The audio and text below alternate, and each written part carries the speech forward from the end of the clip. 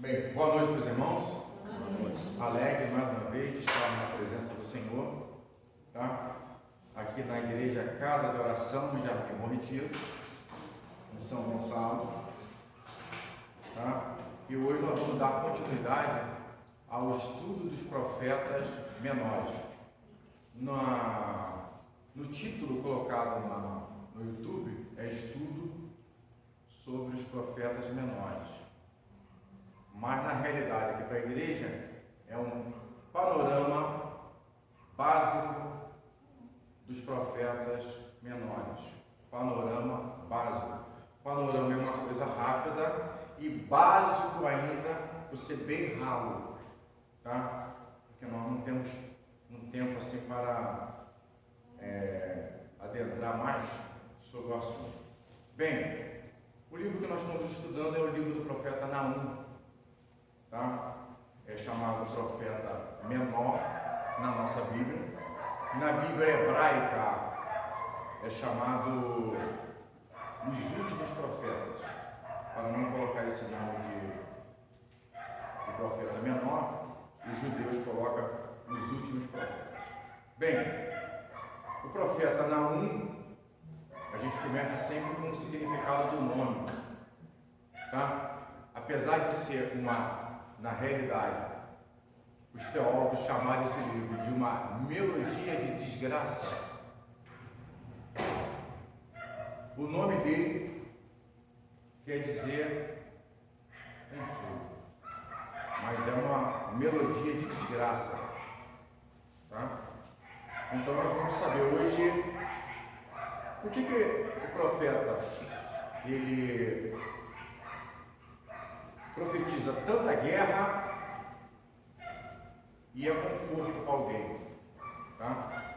A gente começa no capítulo 1, ele tem 3 capítulos só, tá? Fica fácil para os irmãos estudarem. O que fica difícil no estudo do profeta Naum é justamente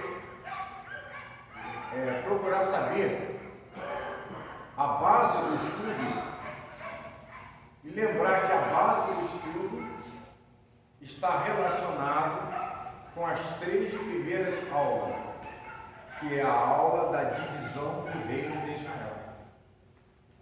Então, se a gente voltar um pouco lá atrás, na divisão do reino do sul, reino de Judá, onde ficou 2 tribos, Judá e Benjamim.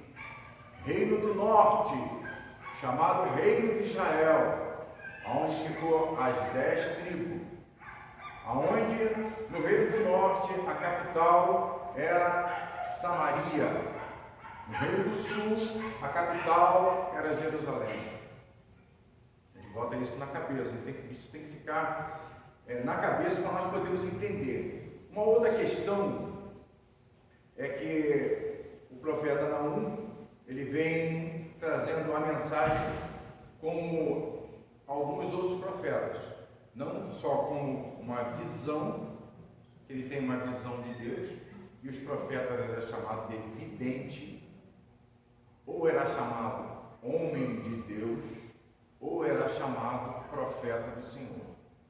E ele começa no versículo 1 ao versículo 10, ele começa tendo uma revelação. E essa revelação é uma visão que Deus dá a ele, com respeito a ele. Olha só, é uma revelação que Deus dá ao profeta com respeito a ele. Ele quem? Deus.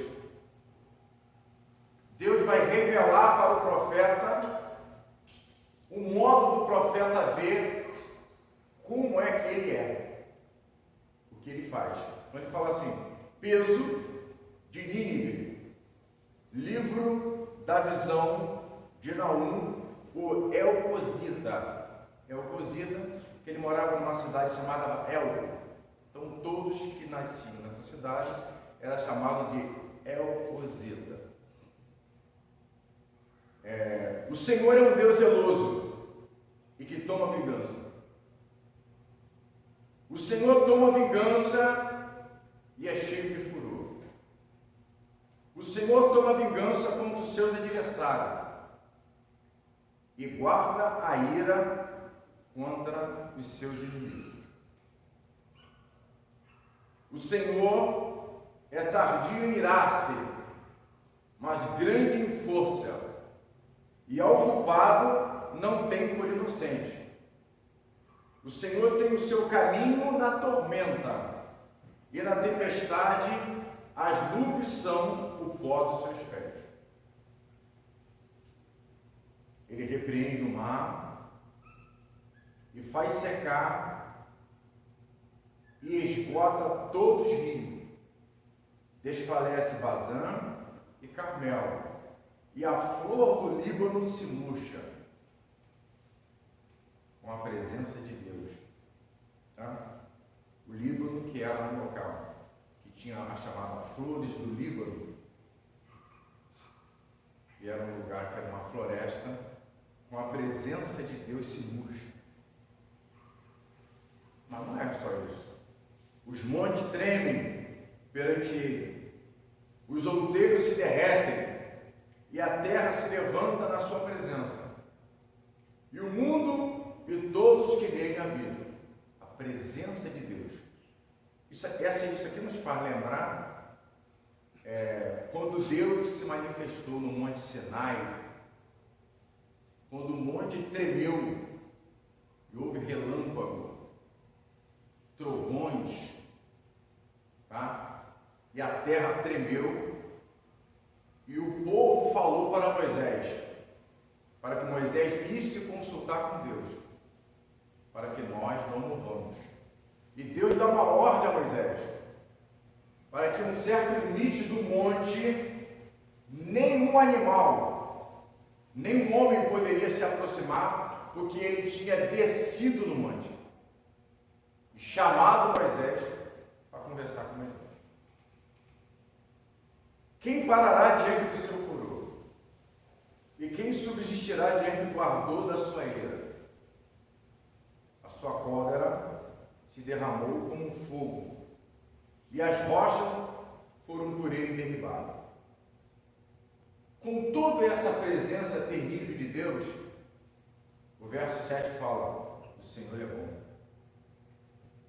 uma fortaleza no dia da angústia, e conheces, confia nele, e com uma inundação transbordante acabará de uma vez com o seu lugar, e as trevas perseguirão os seus inimigos. Salmo 139 diz: as trevas e a luz são para ele a mesma coisa. Que pensais vós quanto ao Senhor? Ele mesmo vos consumirá de todo. Não se levantará por duas vezes a angústia. E o 10: porque ainda que eles se entrelacem como espinho e se saturem de vinho como bêbado, serão inteiramente consumidos como palha seca.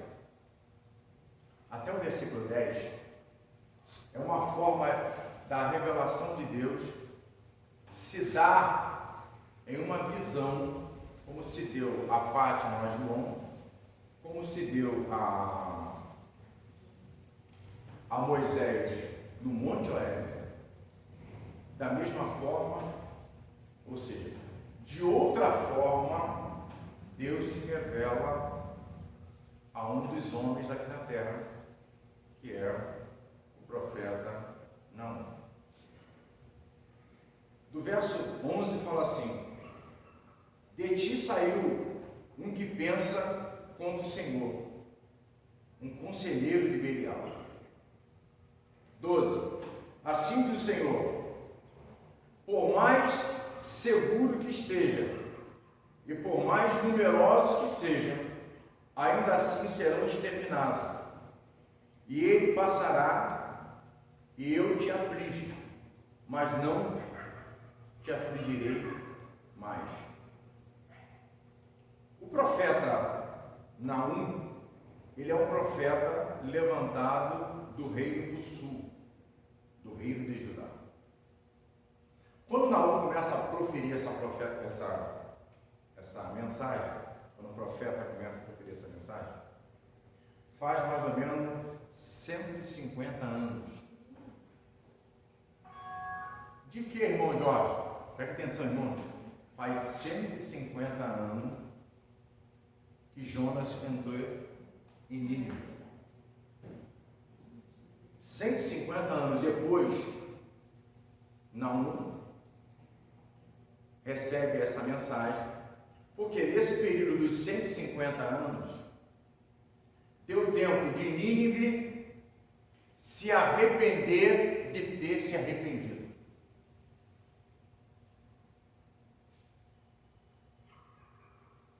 Do período de Jonas a essa mensagem de Naum, deu tempo de Nínive se arrepender de ter se arrependido dos seus pecados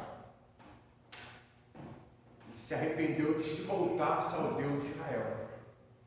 E nesse período em que Naum está entregando essa mensagem aqui, a ajudar o reino, presta atenção, o reino do norte, as 10 tribos, já não estão mais em Israel. Em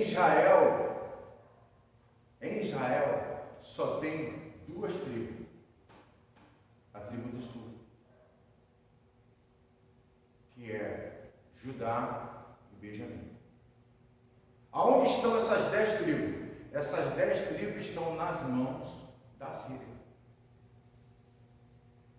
Imagina os irmãos que foram pegos pelos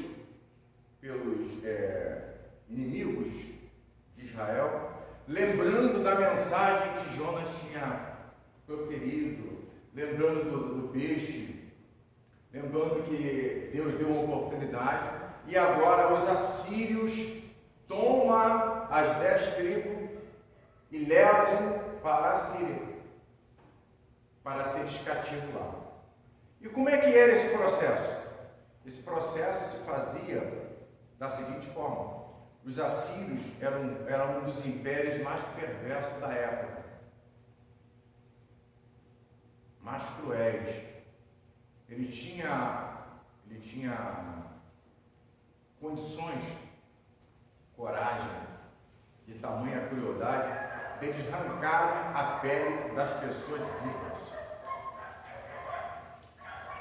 cortarem braço com a pessoa viva. Eles para aterrorizar os seus escravos, eles faziam montões de crânios e fazia que a pessoa olhasse aquela imagem e visse o quanto eles têm coragem de fazer. Furar o olho, arrancar o olho. Então lá estava. E o que eles faziam mais? Eles pegavam os escravos, os povos escravizados, porque os impérios que existiam na época, tá? Os impérios que existiam na época, eles eram impérios porque eles tinham um conglomerado de nações que estavam com eles, isso fazia o império. O fato deles tomarem Tebas, que é uma das cidades mais importantes do Egito, é porque o Egito já foi o império na época do passado. O Egito foi o império que foi subjugado pela Síria. A Síria depois pega as demais nações e pega a nação de Israel e se arrepende de ter se arrependido, tá? E pega as 10 tribos. E o que eles faziam? Pegava as nações, as 10 tribos, e misturou as 10 tribos. Por isso nós batemos naquela tecla, bem clara, daí surgiu o samaritano. Porque por que eles misturavam? Por que eles misturavam? Justamente para tirar a identidade da pessoa. Para a pessoa esquecer da sua origem, da sua nação, da onde veio. Então eles faziam isso. E o Naum está vendo que o povo de Judá está tremendo, está com medo, porque você já pegou os seus 10 irmãos. Falta quantos irmãos agora para pegar? 2. Judá, Benjamim. Se pegou 10, se pegou 10, o que é para pegar hoje? E esse crescimento assustador do Império Assírio está assombrando. Por quê? Pelo fato que a Assíria, na aula passada, nós já vimos que ela fez uma ameaça ao rei Ezequias, aonde que dentro da ameaça ao rei, o comandante do exército da Síria zombou do Deus de Israel. O Ezequias ora a Deus, Isaías chega ao templo e diz assim: diz o Senhor, que não vai ser pela espada, não vai ser pela lança, o próprio Deus sairá em favor de vós. E a Bíblia diz que naquela noite, nós lemos na aula passada, um anjo matou mais de 180 mil soldados assim. Um anjo. Então isso já tinha acontecido. Só que com esse acontecimento, nesse período de 150 anos, seus irmãos estão despatriados, estão totalmente fora da sua pátria. Eles estão aguardando agora que essa nação. E essa nação da Síria, ela tinha um fortalecimento da sua cidade que era baseada em 2 rios importantes da Bíblia. Um é no rio Tigre e o outro é no rio Kucher. Um é no rio Tigre. Então não tinha como, porque eles colocavam vigilância nos rios e não tinha como invadir assim. O provérbio que existia na época é que somente se um rio invadisse Nínive cairia. Quando está falando Nínive, está falando da sua capital, da Síria. Esse é o provérbio. Então era uma coisa que era quase impossível um rio invadir uma cidade. O texto vai dizer, no 12, assim diz o Senhor, por mais seguro que esteja. Opa, estão acompanhando? Já está falando direto para o rei da Síria. Mas quem está falando é o profeta Naum para Israel. Ou seja, quando ela fala Israel, não é o Israel as 12 tribos. Israel Judá, Israel Benjamim, Israel povo, as 2 tribos. Aí fala, assim diz o Senhor, por mais seguro que esteja e por mais numerosos que sejam, ainda assim serão exterminados. E ele passará, e eu te aflige, mas não te afligirei mais. Mas agora quebrarei o seu jugo de cima de ti. Há uma versão que fala o jugo do teu pescoço, tá? E romperei os teus laços. Era como se Judá e Benjamim estivessem presos com medo, que verdadeiramente uma desgraça estava para acontecer. Por que Israel e Judá, por que Israel e Benjamim tinha certeza disso? Pelo crescimento de ter tomado terras e ter tomado o Egito, pelo crescimento do império e pela desobediência que tinha a Deus. Há uma fala da minha neta, que eu tenho até que associar essa gravação numa inocência, quando ela fala assim, quando eu pergunto, por que Jonas foi engolido pela baleia? E ela inocente fala bem claro, porque desobedeceu ao Papai do Céu. Uma resposta inocente, mas interessante. O fato deles estarem com medo, como se sentisse preso, é porque não estavam em obediência a Deus. Mas mesmo assim, no 14, contra ti, porém, o Senhor deu ordem, que mais ninguém do teu nome seja semeado. Da casa do teu Deus, é um Deus aqui minúsculo, exterminarei as imagens de escultura, de fundição, ali farei o teu sepulcro, porque és vil. Alguns teólogos dizem que não é que o profeta esteja falando para Israel, mas direcionando a Nínive. mas direcionando diretamente ao reino da Síria. Tem algumas explicações que dá nos livros que a gente procura, a Bíblia, o livro por livro, de William Pai, a Bíblia explicada, a Bíblia de Jerusalém, tá? E eis que sobre os montes, os pés do que traz a paz, que anuncia a paz, eis que sobre os montes, os pés do que traz boas novas, do que anuncia a paz. Quem está falando isso é o profeta falando de si mesmo. Eis que sobre os montes, está falando do próprio Naum, os pés do que traz boas novas. Um livro que foi chamado Melodia da Desgraça tem o nome de conforto. Conforto para Judá e conforto para Benjamim. Estou anunciando as boas novas, do que anuncio a paz. Na continuação fala, celebra as tuas festas, chamando Judá, festa de Purim, festa da Páscoa, festa das cabanas, festa dos tabernáculos. Celebra as tuas festas, ó Judá, cumpre os teus votos. Você cumpriu lá no deserto. Você cumpriu lá diante do contrato que fez com Deus. Cumpre os teus votos.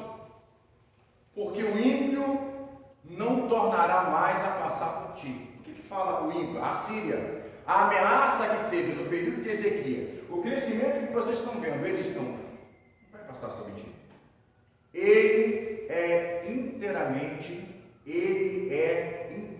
Em outras versões falam, ele será inteiramente exterminado.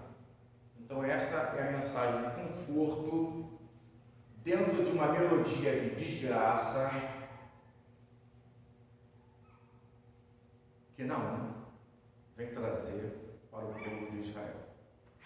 Ele falou assim, irmão Jorge,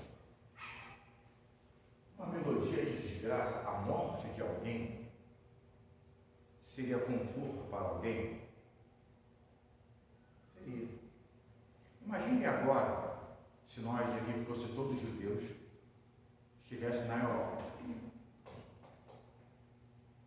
E sabendo, estamos num país, na Europa, estamos sabendo que Hitler já matou aproximadamente 4 milhões de nossos irmãos, por ser judeus, nas câmaras de gás. E Hitler está avançando toda a Europa, e de repente a gente ouve falar que está surgindo um grupo de aliados, onde estão os Estados Unidos, a França, está se unindo contra o nazismo. Ou seja, esse grupo de aliados vai arrasar, vai acabar com o nazismo. Que conforto nós teríamos? Que o nazismo verdadeiramente fosse arrasado como foi e nós escapássemos da Câmara de Gás.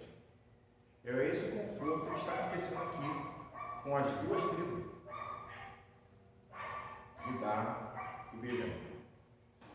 No capítulo 2, que é o segundo capítulo do livro, 2, Deus vai descrever a batalha.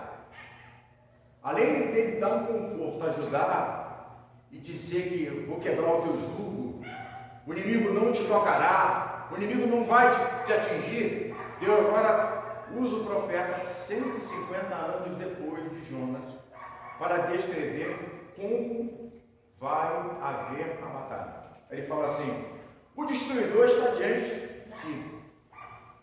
Guarda tu a fortaleza. Observa o caminho. Esforços longos. Fortalece muito o teu poder. Porque o Senhor trará outra vez a excelência de Jacó, como a excelência de Israel. Poder de Deus agindo em Israel vai agir agora nesse extermínio do Império Assírio. Porque os que despejam, os despejaram e corromperam os teus sarmentos. Ele vai descrever agora como será o inimigo contra a Síria. O inimigo que vai enfrentar a Síria, que vai destruir, é os medos e os babilônicos. Depois os medos se afastam e fica só o Império da Babilônia. Mas ele vai descrever aqui, os escudos dos seus cavaleiros estarão vermelhos.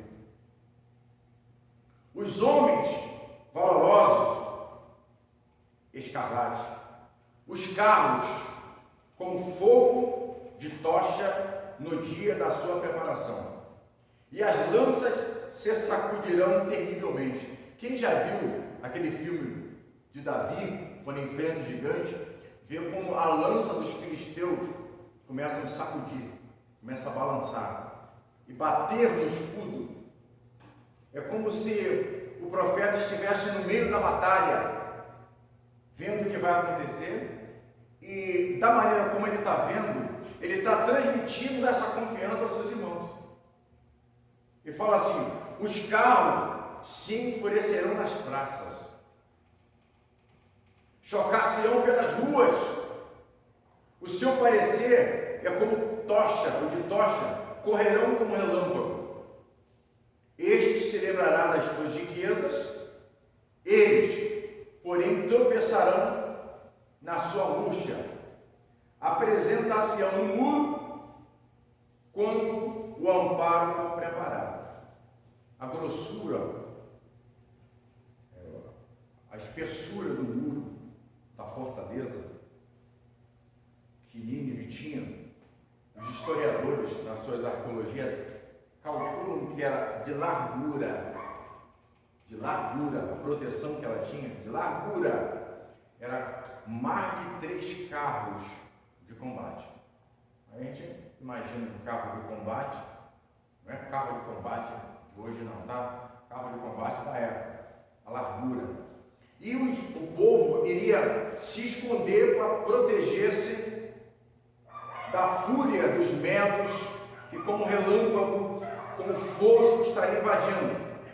O texto vai dizer, que bem claro, as portas do rio se abrirão e o palácio se derreterá.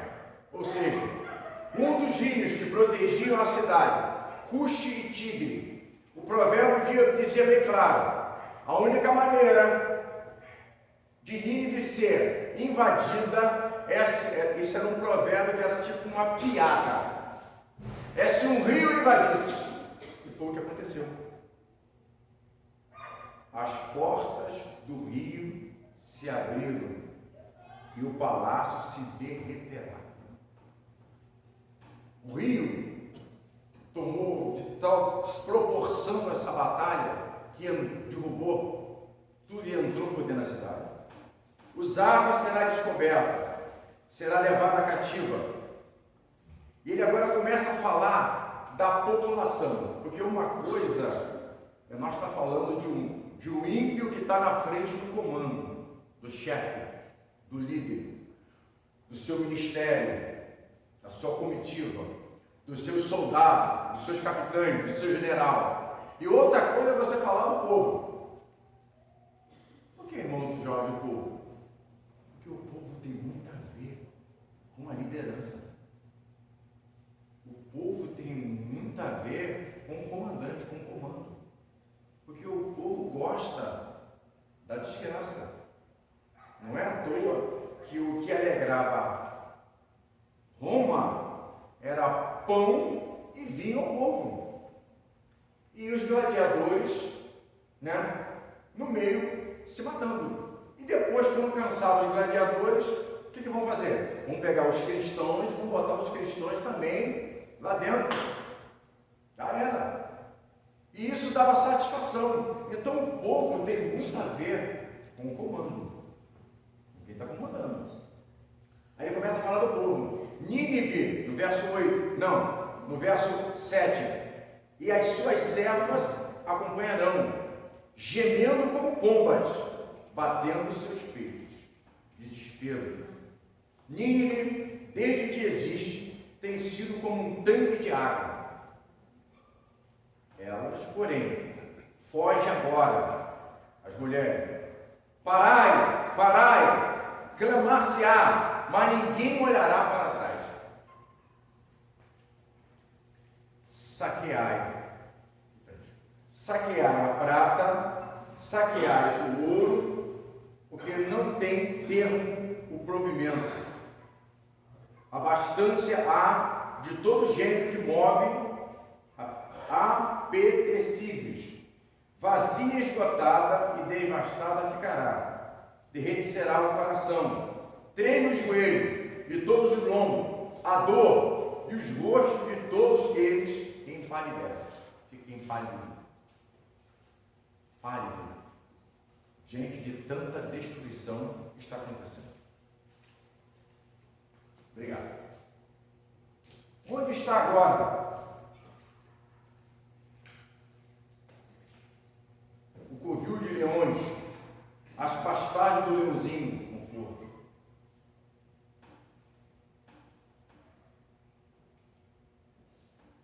Estrangulava a presa